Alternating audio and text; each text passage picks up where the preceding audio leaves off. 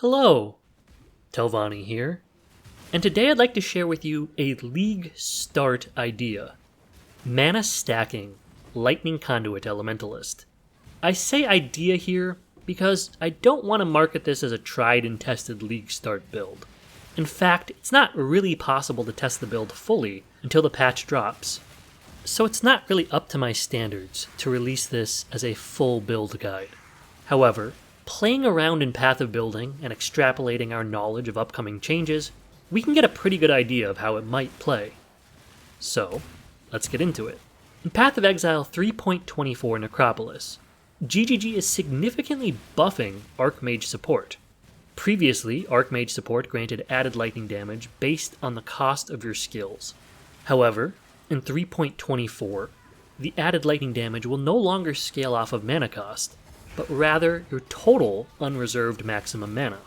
This means that to get the most out of Archmage support, we no longer need to do some really gimmicky things to scale our mana costs incredibly high. Meanwhile, the gem will still add a base cost of 5% of your unreserved mana to skills. However, we can get around this a lot easier than we used to be able to, as we no longer need to worry about keeping our costs high in order to maximize damage. And we can run things like reduced mana cost on the tree and inspiration support to further lower our mana costs. Next, let's take a look at Lightning Conduit. Lightning Conduit came onto the scene in 3.19, when it was released alongside what many argue was one of the worst leagues ever, Lake of Kalandra. So there might be a reason why not many of us remember it. Side note, I was so turned off after Lake of Kalandra that I actually quit the game for over a year and lost my YouTube partnership because I just wasn't making any content. But with that little personal detail out of the way, let's get back to the focus of this video. Lightning Conduit.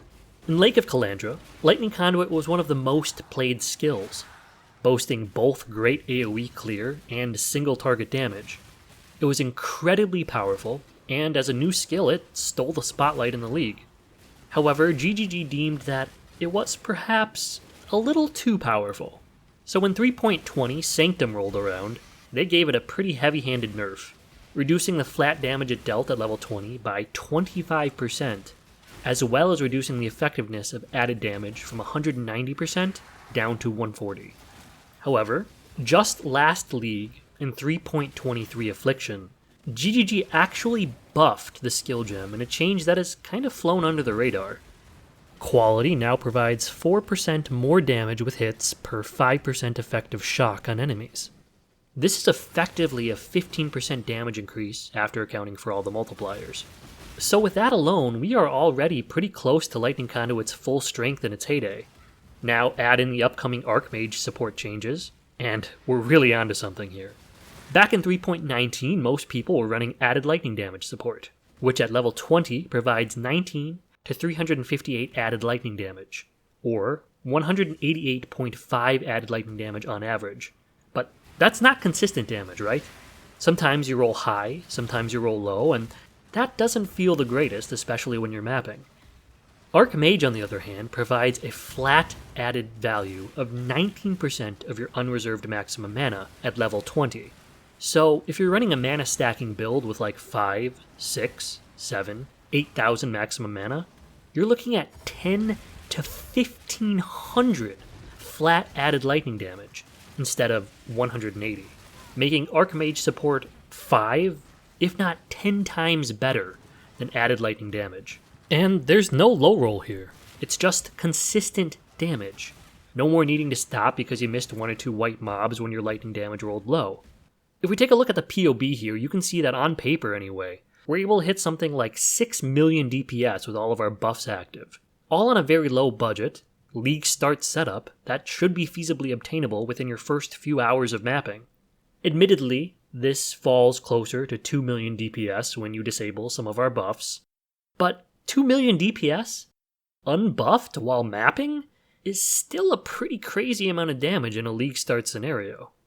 One thing I should note here is that Ascendancy matters significantly. It might be tempting to try and roll a Hierophant, or a Scion, Ascendancies that are more closely associated with mana stacking. At face value, Hierophant looks very solid, as it gets Divine Guidance and Sanctuary of Thought. and it is a very strong choice for a generic mana stacker. However, Lightning Conduit damage scales off of the shock value present on an enemy, which normally requires most builds to hit crazy high damage thresholds, as well as building into crit. However, the Elementalist Ascendancy gets Shaper of the Storms, which causes hits always to shock. This allows us to run things like Elemental Overload, and not need to worry about stacking crit or chance to shock. But more than that, it also causes all of our shocks to have a base value of 15%, which can be scaled further with shock effect. Meaning it doesn't matter if you hit just 1 point of damage, you're still going to be applying an incredibly high shock value to your enemies.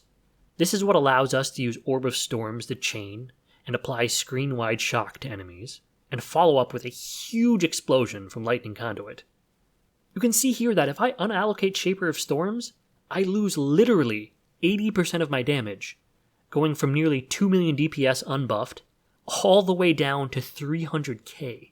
I cannot stress enough how crucial the Elementalist Ascendancy is for a League start Lightning Conduit build. So as you can see, mana stacking Lightning Conduit Elementalist has some real potential as a League starter in 3.24 Necropolis, offering high damage and good clear on a budget, and this is why I'm seriously considering starting the League with it myself. I'm still going to do my due diligence, theory crafting builds up until League start, to see if anything else really is sticking out to me. However, if the League launched today, I'd probably be starting with this. But, as always, I'd recommend you to do your own research when deciding on a League starter. Anyway, thank you for watching, good luck with your League, and I'll see you in the next one.